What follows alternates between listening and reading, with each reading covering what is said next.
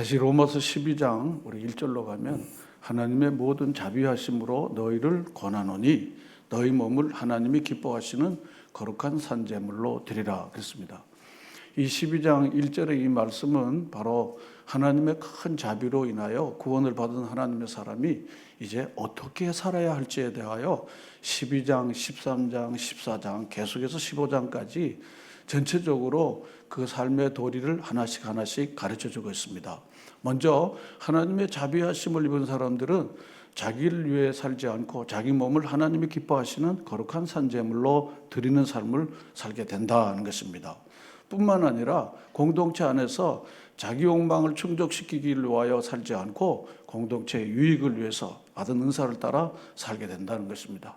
이것이 점점 확장되어 갖고 자기를 괴롭히고 자기가 원수에게 대해서 저주하지 않고 그를 축복할 수 있는 단계까지, 예수님의 단계까지 이룰 수 있게 된다.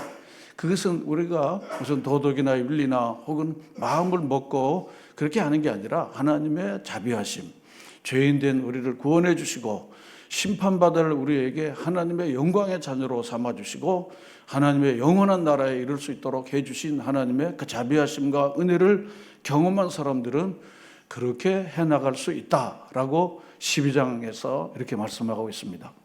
이어서 13장에 하나님의 자비하심을 보는 사람들은 하나님께서 세우신 이 권세에 대하여 순종하고 복종해야 된다는 것을 제가 말씀드렸습니다.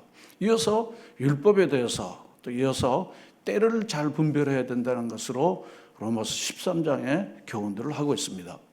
그리고 이제 오늘 본문에 와서는 이제 로마 교회의 특별한 상황에 대한 적절한 교훈을 지금 하고 있습니다. 12장과 13장이 일반적인 바로 하나님의 자비하심을 본 사람들이 이 세상 속에서 어떻게 살아야 되는지를 말했다면 이 14장은 로마 교회의 특별한 상황에 맞는 말씀을 주는 겁니다. 사도 바울은 로마 교회에 간 적도 없고 개척한 교회가 아닙니다. 그런데 로마 교회에 있는 사람들 가운데 바울에게 와서 로마 교회 사정을 이야기하면서 사도 바울은 바로 하나님의 자비하심을 입은 로마의 모든 성도들이 바로 지금 현재 로마 교회가 당면하고 있는 이 문제에 대하여 하나님의 자비하심을 입은 사람들이 이렇게 할 것을 권면하고 있습니다. 그 권면이 가장 중요한 이유가 무엇인가 하면 로마 교회 안에는 다양한 부류의 사람들이 그곳에 있는 것입니다. 교회가 크건 작건 똑같은 로봇에 똑같은 상품이 있는 것처럼 그렇게 있는 교회는 없습니다. 로마 교회는 특별히 당시 로마 제국의 수도로 그리고 유대적 배경을 갖는 그리스도인들이 주류를 또 이루고 있고 또 그 다음에 헬라적 배경을 갖고 있는 그리스도인들이 또 상당수 많이 있습니다. 그러니까 서로 다른 신앙적 배경을 가진 사람들이 이 로마 교회 안에 이렇게 있는 것입니다. 그런데 유대적 배경을 가지고 있는 사람들은 모세의 율법과 그리고 모세오경을 굉장히 중요하게 여깁니다. 그래서 율법과 그리고 모세가 가르쳐준 이 교훈들을 특별히 아주 금이하게 하고 여기는 분들입니다. 그러나 반면에 헬라적 배경을 갖고 있는 소위 흩어진 유대인들의 사람들은 모세의 율법에 대해서 그냥 듣기는 들었지만 그걸 금이야 오기야 여기고 그러지는 않았습니다. 그런데 이 두 사람들이 교회의 주를 이루고 있는데 서로 날의 문제도 음식의 문제도 포도주의 문제, 오늘 24장과 15장에 언급된 이런 문제들로 인하여 서로 업신여기거나 비판하는 일이 생기게 됐습니다. 그런데 고린도 교회 같은 경우에는 바울파, 게바파, 바울이 게바가 아닙니까? 바울, 베드로, 게바, 그리고는 아볼로 혹은 또 그리스도 이렇게 해서 공적으로 서로 파벌이 형성돼 갖고 서로 막 공적으로 비난하고 공격하는 일이 일어났습니다. 그래서 고린도 교회는 콩가루 교회 이렇게 말하는 것입니다. 성경은 매우 정직하게 이렇게 하면 이런 교회도 된다. 이렇게 하면 이런 가정도 될 수 있다. 이렇게 하면 형편없는 가정도 될 수 있다는 것을 성경은 아주 우리에게 친절하게 자세히 가르쳐 주고 있습니다. 그래서 고린도 교회 같지는 않습니다. 속으로만 저 사람들은 왜 할례도 안 받고 그리고 고기도 계속 이렇게 먹어? 그게 무슨 고기인 줄 알아? 이렇게 속으로 업신여기거나 비난하는 사람들이 이 로마 교회 안에 이렇게 가득 찼다고 하는 것을 로마 교회로부터 온 사람들로부터 사도 바울이 듣게 된 겁니다. 자, 그렇게 해갖고 교회가 겉으로는 로마 교회가 멀쩡한데 속 안에는 서로 조롱하거나 업신여기거나 비판하는 사람들이 적지 않게 있으므로 하나님의 자비하심을 입은 너희들이 어떻게 해야 된다는 것을 14장과 15장에서 잘 가르쳐주고 있습니다. 자, 그럼 오늘 본문 말씀으로 이제 들어가겠습니다. 1절 다 같이 읽겠습니다. 시작.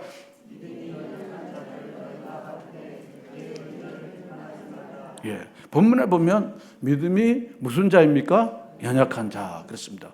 우리가 전통적인 개념으로 말하면 믿음이 연약한 자는 기도할 줄 모르고 예수를 주라 고백할 줄 모르고 그리고 예배 드릴 줄 모르는 사람, 이런 사람들을 보통 믿음이 강한 자입니까? 연약한 자입니까?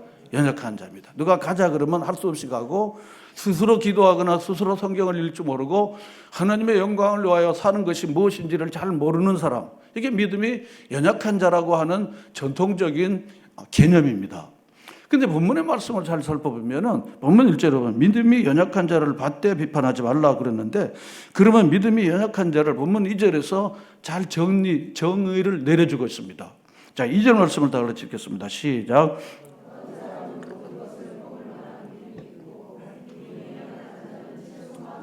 자, 본문에서 믿음이 연약한 자는 뭐만 먹는다 그랬습니까? 채소만 먹는다 그랬습니다. 자, 그러면 채소만 먹는 사람을 본문에서는 뭐라 그랬습니까? 믿음이 연약한 자다. 따라서 본문 1절에 있는 믿음이 연약한 자들은 전통적인 우리의 개념에서 기도할 줄 모르고 예배 스스로 드릴 줄 모르고 그리고 하나님의 뜻에 대하여 물어보질 잘 못하는 사람들, 이런 사람들이 아니라 무엇입니까? 1절에서 이 믿음이 연약한 자는 뭡니까? 채소만 먹는 사람이 믿음이 연약한 사람인 거예요. 본문에서 이 전후 문맥을 통한 정리는요. 이해가 되셨습니까? 이해가 되셨죠? 자, 그러면 믿음이 연약한 자입니다. 그런데 본문 15장 1절에 보면 또 다른 개념이 나오죠. 15장 1절 다 같이 읽겠습니다. 시작. 믿음이 강한 우리는 마땅히 믿음이 약한 자의 약점을 담담하고 자기를 기쁘게 하지 아니할 것이다. 14장 15장에 보면 믿음이 연약한 자가 있는 반면에 15장에 보면 믿음이 어떤 자요? 강한 자, 그런 것입니다. 자, 그럼 본문의 이 정의도 믿음이 강한 자도 소위 전통적 개념의 믿음이 강한 자가 아닙니다. 소위 채소만 먹는 사람은 믿음이 어떤 자요? 연약한 자. 채소뿐 아니라 고기도 먹는 사람은 믿음이 강한 자. 이해가 되셨죠? 자, 가겠습니다. 자, 따라서 믿음이 연약한 자를 너희가 받되 그랬습니다. 그런데 사도 바울은 본인이 15장 1절에 보면 믿음이 강한 우리는 그랬습니다. 이게 사도 바울은 믿음이 연약한 자입니까? 믿음이 강한 자입니까? 강한 자입니다. 우리 전통적 개념에서도 강한 자이지만 특별히 채소만 먹는 소위 유대적 배경을 갖는 사람이 아니라 뭡니까? 고기도 먹을 수 있는, 먹어도 자유로운 신앙을 갖고 있는 사람인 것입니다. 따라서 본문 1절을 다시 돌아가면 믿음이 연약한 자를 너희가 받되, 그러면 믿음이 강한 자는 믿음이 연약한 자를 어떻게 해요? 받되, 용납하라는 것입니다. 용납하라는 것입니다. 자, 그럼 믿음이 연약한 자는 채소만 먹는데요. 그리고 육식인 고기를 먹지 않습니다. 근데 이 본문을 잘 이해하려면요, 당시 유대적 배경을 우리가 잘 이해하고 본문의 배경을 이해하면 이 사람들은 왜 채소만 먹는지를 우리가 알게 되는 것입니다. 근데 구약 레위기에 보면요, 정결 예법이 있는데 정결한 음식과 불결한 음식이 있습니다. 특별히 당시에 이방의 우상 앞에 올려졌던 이 제물들은 몇 가지는 불을 태우고 그리고는 본인들이 먹고 그리고는 뒤로 시장에서 팔게 됩니다. 고린도 교회 안에서도 이 문제가 있죠. 시장에서 제사 드렸던 우상 앞에 절했던 그 음식들이 시장 안에 가니까 시장에 있는 음식이 순수한 상인들이 만들어 놓은 것도 있지만 우상의 제물로 올려진 것도 있으니까 이 전형적인 유대적 배경을 갖는 모세의 율법을 잘 지키는 우상 앞에 올려진 제물을 먹지 않아야 된다는 이런 교훈들을 가진 사람들은 그 음식에 대하여 의구심이 있기 때문에 그 우상 앞에 올려진 음식을 먹습니까? 안 먹습니까? 먹지 않습니다. 그리고 그들은 채식주의가 아니라 다이어트를 위해서 채식주의가 아니라 채소만 먹기로 결정한 것입니다. 채소만 먹기로 결정을 한 거예요. 왜냐하면 그렇게 하면 하나님의 율법을 어길 수 있는 여지가 있기 때문에 이게 정체불명이기 때문에 특별히 유대인들은 케다시라고 하는 율법에 따라서 도살을 한 음식만 고기만 먹도록 규정되어 있습니다. 그런데 이게 케다시로 되어 있는 음식인지 아닌지를 잘 몰라요. 이슬람들도 마찬가지야. 그래서 이 사람 로고를 딱 보고 자기가 아닌 거 절대로 사 먹지 않습니다. 특별히 우즈벡 계통의 방글라데시, 파키스탄 친구들 딱 보고 슈퍼에 가서도 라면 딱 있으면 돼지고기류가 딱 있고 당신의 마크가 안 되면 안 먹는 거예요. 이 수출 시장이, 이 아랍 시장이 넓으니까 그 마크를 획득하려고 애쓰는 것들을 우리가 잘 알고 있습니다. 자, 그러면은 이제 이 사람들은 그렇게 한 거야. 그래서 우리가 이 좋은 사례가 뭐든가 하면요, 다니엘이에요. 다니엘은 왕의 음식으로 자기 몸을 어떻게 해요? 더럽히지 아니하기로 정하고 뭐만 먹었습니까? 채소만 먹었습니다. 왜냐하면 왕의 음식은 뭡니까? 바벨론의 신 태양신, 바벨론의 마르둑이라고 하는 그 신 앞에 올려지는 제물을 갖다가 그리고 왕 앞에 온 사람들이 같이 나눠 먹으니까 이방 신 앞에 옮겨지는 이건 더러운 음식이기 때문에, 불결한 음식이기 때문에 먹을 수 없다 이렇게 생각하고 왕의 음식으로 자기 몸을 더럽히지 않는 거다, 그런 것입니다. 않는 것이다. 그리고는 그는 뭐만 먹었습니까? 채소만 먹었습니다. 그 위에 스토리는 여러분 잘 알고 있습니다. 여러분, 먹을 게 있고 먹지 않을 게 있고요, 우리가 구분되어지는 것은 매우 중요한 일입니다. 그런데 여기서 믿음이 연약한 자를 너희가 봤대. 채소만 먹는 사람을 너희가 용납하라는 것입니다. 믿음이 강한 사람들은 용납하라는 것입니다. 그리고 뭐 하지 말라 그랬습니까? 뭐 하지 말라 그랬습니까? 비판하지 말라. 여러분, 용납하는 것은요, 비판을 하면 용납이 되는 게 아닙니다. 괜찮아 하고 비판하면요, 그 용납하는 게 아닙니다. 그러므로 사도 바울은 용납하고 비판하지 말라 그랬습니다. 여기 용납이라는 원어의 뜻은 뭔가 하면요, 사도 바울이 빌레몬에게 오네시모를 너희가 잘 영접하라 그랬습니다. 나를 영접한 것처럼 동일한 단어를 썼습니다. 그러니까 용납하라는 것은 그 사람이 그렇게 하게 된 것에 대해서 이유를 묻지 말고, 왜 그렇게 먹냐 그렇게 하지 말고, 그리고 왜 그렇게 하냐고 묻지 말고 그냥 용납하라, 있는 그대로 받아주라, 그런 것입니다. 그리고 그 사람들을 그렇게 하는 것에 대해서 업신여기지 말라. 업신여기는 룩다운입니다. 아래로 보지 말라는 거죠. 룩다운이에요. 아래로 보지 말라는 거예요. 왜 그렇게 사람 바보스럽게 왜 이렇게 먹어? 주님이 다 거룩하게 한 것이니까 우리처럼 다 먹어. 왜 그렇게 못 먹고 그래, 바보야? 이렇게 하지 말라는 것입니다. 이렇게 하면. 사실 강한 사람은요, 그렇게 하지 않는 사람에 대해서 이렇게 할 가능성이 있습니까? 없습니까? 있어요. 그러므로 너희가 용납하고 그가 가지고 있는 생각이나 의견이나 그런 일들을 어떻게 하지 말라고요? 비판하지 말라 그랬습니다. 비판하지 말라 그랬습니다. 어떤 사람들은 모든 것을 먹을 만한 믿음이 있고 그렇습니다. 이게 믿음이 강한 자야. 우상 앞에 올려진 제물이라도 다 하나님이 주신 거니까, 하나님이 주신 것들은 다 거룩한 것이기 때문에 먹어도 문제 없어, 그런 겁니다. 저도 옛날 어릴 때 제사 음식을 먹지 않도록 교회에서 교육을 받아갖고 제가 안 먹었습니다. 장례집에 가서 이제 안 먹습니다. 성경을 잘 알고 나서 지금 조상집에, 장례집에 가갖고 제가 꼭 밥을 먹는 경우가 많이 있습니다. 먹습니다. 아무 문제 없습니다. 지금 상황이 좀 달라졌지만.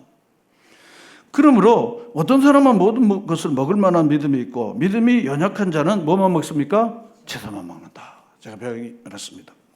그러므로 채소 먹는 사람도 다니엘 신앙을 가지고 율법의 말씀을 잘 지키려고 자기가 애쓰는 것인데, 그렇게 하는 걸 갖다가 네가 업신여기고 그렇게 하지 마라, 비판하거나 그렇게 하지 말라는 것입니다. 그 다음에 이제 3절로 가겠습니다. 다 같이 읽겠습니다. 먹는 자는 먹지 않는 자를 업신여기지 말고, 먹지 않는 자는 먹는 자를 비판하지 말라 그랬습니다. 비판하지 말라 그랬습니다. 먹는 자는 뭡니까? 믿음이 강한 자입니다. 먹지 않는 자는 뭡니까? 믿음이 약한 자입니다. 그런 이들을 어떻게 해요? 업신여기지 말랍니다. 나도 옛날에 그랬는데 넌 먹어도 괜찮아, 막 먹어, 그렇게 하지 말라는 거예요. 그 사람은 자기 자신이 다 믿는 바가 있어서 하는 거니까 그렇게 하지 말라는 것입니다. 그렇게 하지 말라는 것입니다. 먹지 않는 자는 그렇습니다. 먹지 않는 자는 먹는 자를 비판하지 말라 그랬습니다. 비판하지 말라. 여러분, 우리가 잘 아는 것처럼 업신여김을 받고 비판을 받았는데 그 사람의 믿음이 증가되어지고 삶이 개선되어진다고 생각하십니까? 제 오랜 경험은 절대로 그렇게 되지 않더라고요. 그러면 업신여김 받는데요, 화가 나죠? 왜 고칩니까? 안 고쳐요. 화가 나죠? 여러분, 비판을 받았는데 어떻게 사람이 고쳐집니까? 비판을 받았는데 고쳐지는 사람은요, 그건 하늘의 사람입니다. 하늘에 있는 사람입니다. 보통 웬만한 사람들은요, 비판받으면요, 화가 나갖고 꾹 해갖고요. 그리고는 안 해버립니다. 적어도 이 사람들은요, 자기 믿음의 어떤 고백으로 먹거나 먹지 않냐 하는 것 때문에, 그것 때문에 무슨 업신여기거나 비판하고 그렇게 하지 말라는 것입니다. 가장 중요한 이유는 뭔가 하면 본문 여기 3절 하반절에 뭡니까? 먹는 자나 먹지 않는 자나 하나님이 그들을 어떻게 해요? 받으셨다. 말은 뭡니까? 용납해 주셨다는 거야. 하나님이 그렇게 허락해 주셨다는 거야. 채소만 먹도록 하나님 허락하셨고 너희들은 고기를 먹도록 하나님 허락해 주는데 그래서 먹는 게 그렇게 문제냐? 그러니까 먹는 사람은 먹고 안 먹는 사람은 안 먹는 건데 왜 업신여기고 그렇게 비난하고 그러냐? 하나님이 다 이 사람 저 사람도 너희도 용납한 것처럼 그 사람도 다 어떻게 해요? 다 용납했다는 것이 다 했다는 것입니다. 그러므로 업신여기거나 변하지 말라 그랬습니다. 그러면서 4절에 더 보충 설명을 하고 있습니다. 사도 바울은 잘 이해하도록 잘 깨닫도록요. 한 번 다시 또 다른 비유로 또 다른 어떤 경우를 들어서 설명을 합니다. 그러나 성경은 우리가 이해가 안 되는 게 그게 이상한 거야. 왜냐하면 성경을 잘 안 읽으니까 하나님의 뜻을 잘 모르는 거야. 성경을 우리가 깊이 있게 정말 우리가 열심히 몰두해서 뭘 하는 것처럼요. 자격증이나 승진시험이나 무슨 뭐 돈벌이 하는 것처럼 열심히 그렇게 만약 그렇게 하면요. 성경은 이해 안 될 게 없습니다. 그냥 대강 하니까 잘 이해가 안 되는 거죠. 자, 본문 여기 이제 4절을 다 같이 읽겠습니다. 시작.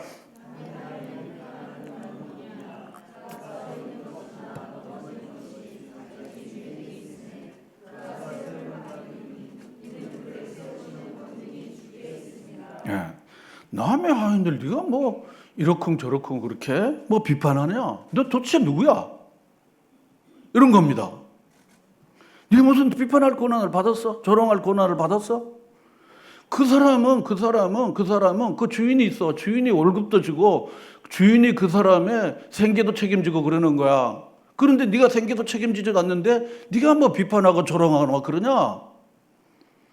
우리 한국 사람들은요, 잘 도와주진 않지만 남의 말을 잘해요.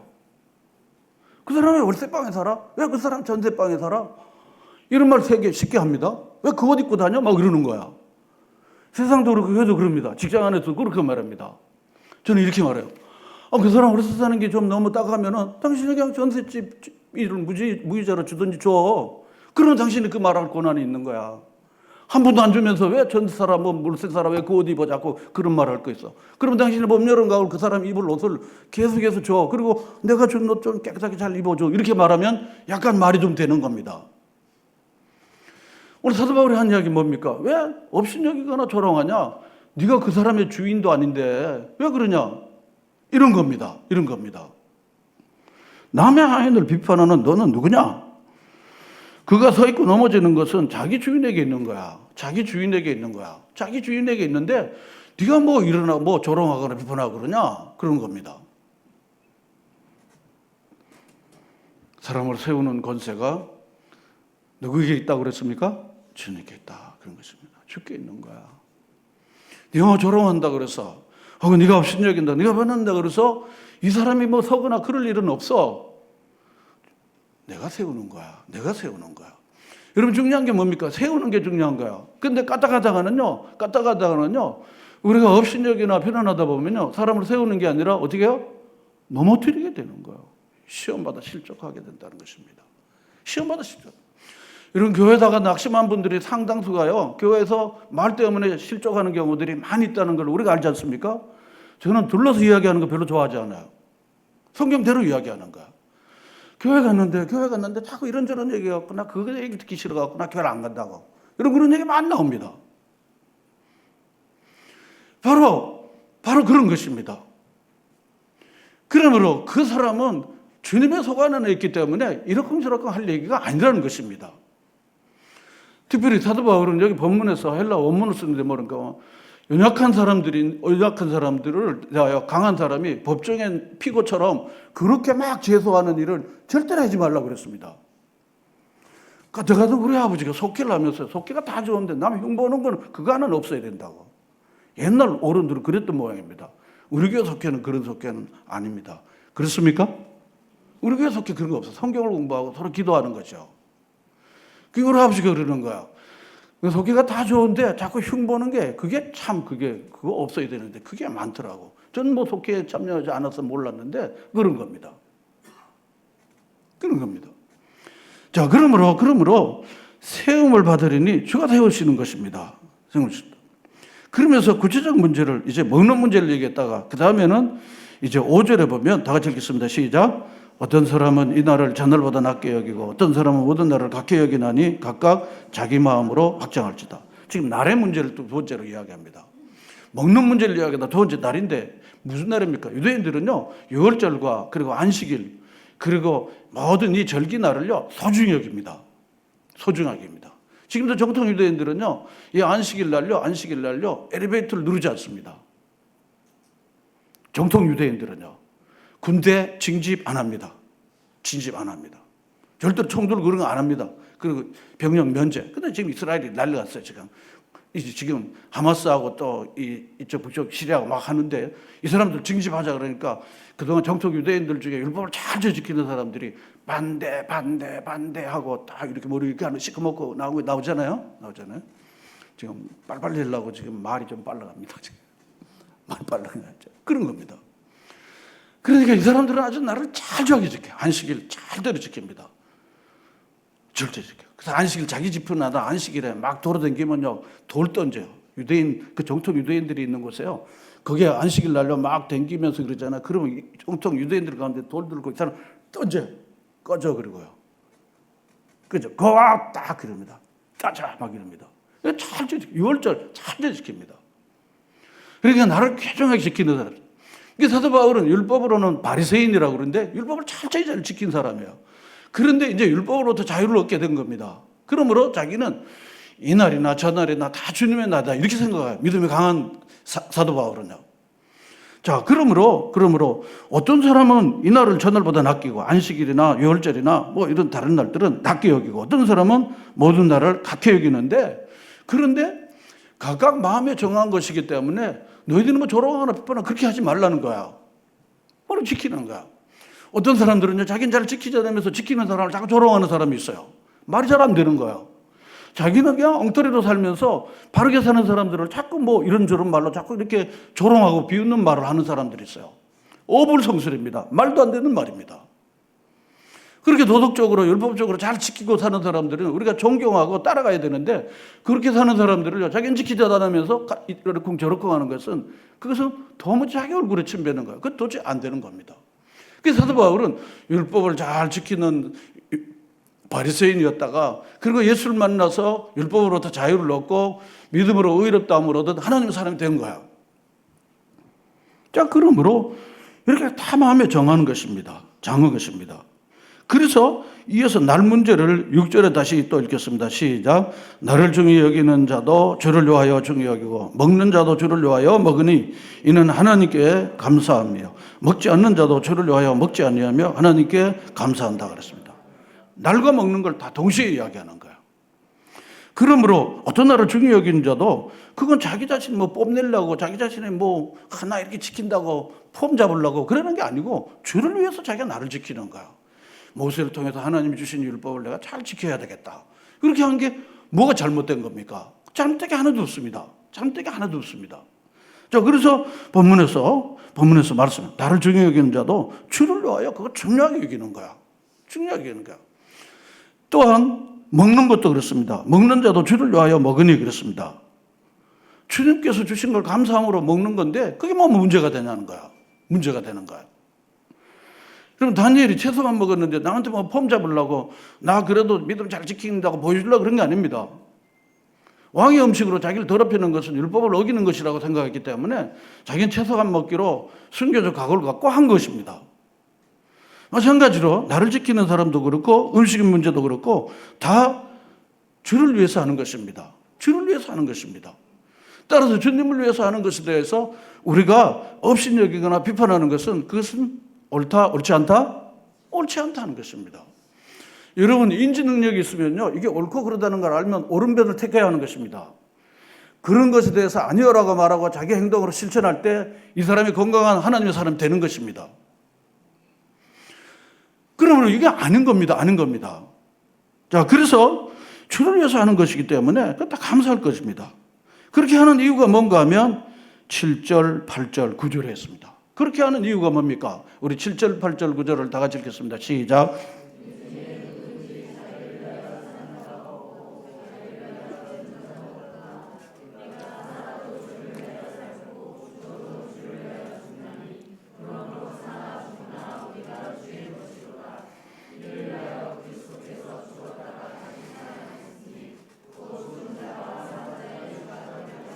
아멘. 그렇습니다. 이렇게 하는 이유가 뭔가 하면 우리 중에 하나님의 자비를 경험한 우리는 더 이상 자기를 위하여 살 수가 없다는 거야. 자기를 위하여 사는 자가 없어. 자기를 위하여 죽는. 내가 살아도 주를 위하여 살고 죽어도 주를. 왜냐하면 하나님의 자비로 우리가 구원을 받고 하나님의 사람이 됐는데 내 마음대로 살 권리가 있습니까? 없습니까? 없어요. 그리스도께서 자기 피로 우리를 값으로 우리가 어떻게 해요? 사게 되어서 우리는 그리스도의 노예가 된 것입니다. 여러분, 자기 멋대로 사는 사람은 그리스도인이 아닙니다. 하나님의 자비를 경험하지 못한 사람입니다. 그래서 하나님의 자비를 경험한 사람들은 자기 몸을 하나님 기뻐하는 산제물로 드리고 재물이고 자기 삶이고 모든 것은 주님을 기쁘시게 하는 일에 산제물로 드릴 수 있습니다. 그러나 하나님의 자비를 경험하지 못한 사람은요, 10원 한 장도 주를 위하여 쓸 수가 없어요. 왜냐하면 물질이 자기를 장악하고 있으니까. 하나님의 자비가 충만하게 자기에게 역사하지 않기 때문에 그런 것입니다. 입으로는 다 할 수 있죠. 입으로는 하나님의 영광을 그러지만은 절대로 그렇게 할 수 없습니다. 여러분, 하나님의 자비가 긍휼이 어떠한지를 성령의 도우심으로 깨닫고 그의 은혜 속에 우리가 늘 머무르는 주의 백성으로 살게 되기를 축원합니다. 이것이 우리의 신앙에 있어서 가장 변두리가 아니라 골자인 것입니다. 가장 중요한 골자입니다. 하나님이 얼마나 우리를 사랑하셔서 자기 아들을 주셔서 세상에 자기 아들을 주고 이 망나니 같은 나를 살려줄 리가 도대체 누구 있어? 하늘의 주밖에 없으며 땅에 우리가 믿을 자가 우리 주님밖에 없는 줄로 믿습니다. 여러분, 부모가 자식을 위해서 해줄 수 있는 게 있지만 못 해주는 게 더 많고요. 그리고 자기가 자식을 위해서 혹시나 만에 하나 죽는다 그래도 자식이 살 수 있는 가능성이 있을지 없을지는 모릅니다. 근데 하나님께서 자기 아들 독생자, 독자를 우리에게 주신 거야. 아무리 강제도 지나치지 않습니다. 그러므로 아들을 우리에게 주신 거예요. 그러므로 이제는 하나님의 자녀가 돼서 하나님의 은혜로. 그러므로 우리가 살아도 누구를 위해 삽니까? 나를 위해 죽은 어떻게 해요? 주를 위해 사는 거예요. 우리가 죽는 날에도 나를 위해 죽지 않고 나를 위해 죽은 누구를 위해요? 주를 위해 사는 거죠. 믿으시면 아멘. 여러분, 이게 신앙의 골자입니다. 이걸 깨닫지 못하면 우리는 계속해서 변두리 인생이 되고 구경꾼 인생이 되는 것입니다. 하나님의 자비가 우리에게 넘칠 때 우리는 이 땅에서 하나님의 자비를 드러내는 하나님의 사람으로 살게 되는 것입니다. 바로 이거 사도 바울이 이야기하는 것입니다. 사나 죽으나 우리가 누구의 것입니까? 주의 것입니다. 여러분이 주님의 것입니까? 하나님의 자비와 긍휼을 깨닫고 그의 아들 십자가의 피로 값으로 우리가 산 것이 되기 때문에 나는 내 삶의 주인이 내가 아니고 주님이야. 여러분, 이렇게 고백되어지는 참신앙이 여러분들에게 세워지기를 축원합니다. 성령의 도우심이 아니면요, 정말 어려운 일입니다. 정말 어려운 일입니다. 따라서 이를 위하여 구절에 그리스도께서 죽었다가 다시 살아나서 죽은 자와 산 자의 뭐가 됐습니까? 주가 되셨습니다. 우리 주님이 되신 것입니다. 주님은 나의 주인이시고 나의 구세주이십니다. 라고 하는 진정한 고백, 이 고백이 우리의 신앙의 토대 위에 세워질 때 우리는 하나님의 자비하심을 너무 기뻐하고 즐거워하는 하나님의 사람이 되는 것입니다. 저희 아버지가 교회를 오랫동안 수십 년을 다녔어요. 제가 아버지 앞에 편안하게 이야기하는 우리 자녀들 중에 유일하게 저였어요. 아버지 연세가 좀 많으시는데 제가 그동안 고생을 너무 하셨고 너무 힘들게 사신 거를 제가 아는 아들로서 이 아버지가 궁극적으로 하나님 예비한 천국에 꼭 가셔야 되는데, 이 영화로운 나라에 가셔야 되는데 이 확신이 있는데 의문이 제가 있더라고요. 그래서 제가 아버지를 이렇게 하면서 아버지 우리 인생은 언젠가 죽게 되는데 아버지도 돌아가시게 되고 그리고 저도 그렇게 될 텐데 하나님이 우리에게 영원한 집을 예비했는데 아버지 그 영원한 집인 천국에 갈 수 있어요? 하고 내가 물었어. 갈 수 있어요? 그랬더니 아버지가 이러는 거야. 글쎄요 이러는 거야. 제가 이제 뒤로 넘어질 판이에요. 글쎄요 이러는 거야. 글쎄요 이러는 거야. 제가 그때는 이제 좀 무례하게 해요. 이제 여러분들이 이제 미리 아시고 깡 쳤어요. 아버지 앞에서. 이거는 아들로 친 게 아니라 목사로 친 거야. 깡 친 거야. 이게 보통 문제가 아니에요. 일제시대에 가난을 겪고 6.25 사변에 이렇게 갖고 일하다가 손도 구부러져 갖고 이렇게 장애인으로 사셨고 두 아내를 우리 어머니 두 아내를 다 먼저 보내고 혼자서 그렇게 힘들게 어렵게 우리 자식들 안 굶기려고 고생하셨던 우리 아버지가 마지막 천국도 못 가면 이게 보통 일이 아닌 거예요. 그래서 제가 딱 글쎄요가 무슨 말이에요. 성경을 잘 설명하고 아버지 천국은 아버지를 위해서 예비된 거예요. 제가 쭉 설명을 해주니까 아버지가 맞아. 그리고는 우리 같이 기도했습니다.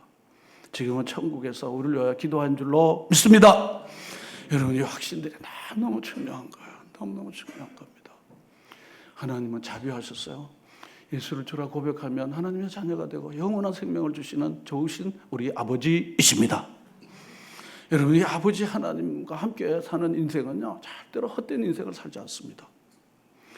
자, 본문에 보면요. 그러므로 10절에 보면 내가 어찌하여 내 형제를 뭐하느냐 그랬습니까? 비판하느냐 그랬습니다. 어찌하여 내 형제를 뭐하냐 그랬습니까? 업신여기. 로마 교회 안에 있으니까 이렇게 얘기하는 거예요. 비판하고 업신여기는 일이 있어요 없어요? 있기 때문에 왜 비판하고 업신여기냐는 것입니다. 2000년 전 로마 교회의 일은 오늘 우리의 일입니다. 한번 들어봅시다. 알고 보니 우리 이야기다. 마음으로 자꾸 비판하고 업신여겨 룩다운하는 거야. 알기를 자꾸 깔보는 거야. 자꾸 깔보는 거야.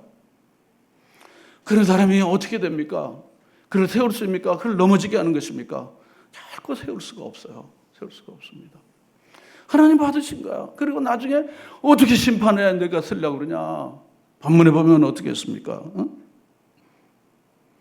10절 하반절에 보면 우리가 다 하나님의 어디 앞에 쓴다 그랬습니까?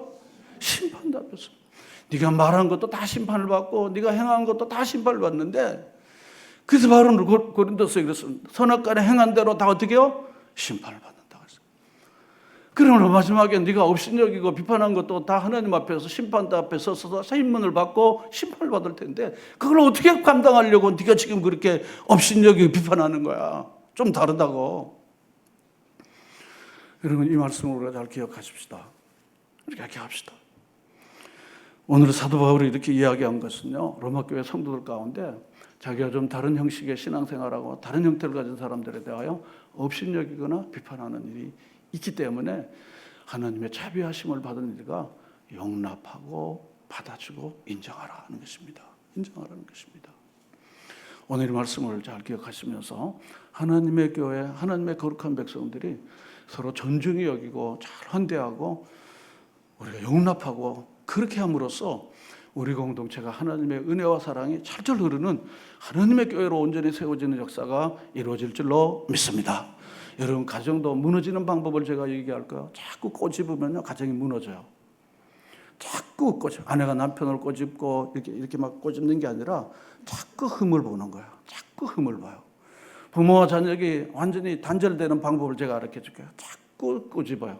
자꾸 이렇게 흉봐요. 자꾸 니는 이 모양이야. 그래. 자꾸 니는 이 모양. 그러면요. 그게 언젠가는 그 집은 깨져요. 그 집은 꼭 깨집니다. 제가 예언하죠. 그런데 반면에요. 용납하고요. 받아주는 거야. 받아주는 거예요. 여러분 꼬집지 말라는 게 아니에요. 그 사람들은 그냥 가만히 내버리는 게 아니에요. 그렇게 해갖고 별로 사람이 안 바뀌어져요. 여러분 아시잖아요. 여러분 비판해갖고 사람이 바뀌어져요. 그 사람 자꾸 흉봐갖고 사람 바뀌어져요. 그 사람 자꾸 업신여겨갖고 사람이 바뀌어져요. 절대로 안 바뀌어지는 거 알아요. 우리가 아는데도요. 옛사람이 우리를 장악해갖고 자꾸 이렇게 그 말 장애인에 됐던 말 또 해고 그러니까 그 얘기 그만해 하고 훅 집에 나가는 거야. 방문 확 닫고 그냥 지방에 확 들어가는 거야. 그러다가 가출 청소년이 되는 거야. 가출 청소년이 되는 거야. 그래서 할 수 없이 애들 결혼할 때까지만 내가 살아준다. 그리고 결혼하자마자 우리 끝장이다. 제가 하나 더 얘기할게요. 할아버지가 먼저 돌아가셨는데요. 그런데 자식들이요. 할머니도 지금 연세가 많으니까 이제 두 분을 같이 합장하려고 그 장례 그 터를 이렇게 좀 정리를 하더라고요. 했는데요. 그런데 할머니가 이 소식을 들은 거예요. 할아버지하고 자기를 나중에 죽으면 합장시킨다는 거를 듣고는요. 난리가 났잖아요. 그 영감하고 사는 것도 지옥이었는데 또 그 영감하고 또 같이 살라고 악을 이만큼 쓰면서 난 그 영감하고는 안 한다. 그게 바로 우리 곁에 우리들 이웃의 이야기입니다. 우리들 이웃의 이야기예요. 여러분, 제가 좀처럼 잘 안 쓰는 말이지만요. 사랑하는 교우 여러분, 비판하고 업신여기지 않고 여러분 존경하고 사랑하고 그리고 많이 잘 대해 주십시오. 잘 대해 주십시오. 그러므로 하나님의 은혜가 찰찰 흐르는 세상에 감히 흉내도 못 내는 바로 그 아름다운 공동체인 교회와 가정을 만들어내는 우리 모두가 되시기를 주의 이름으로 축원합니다.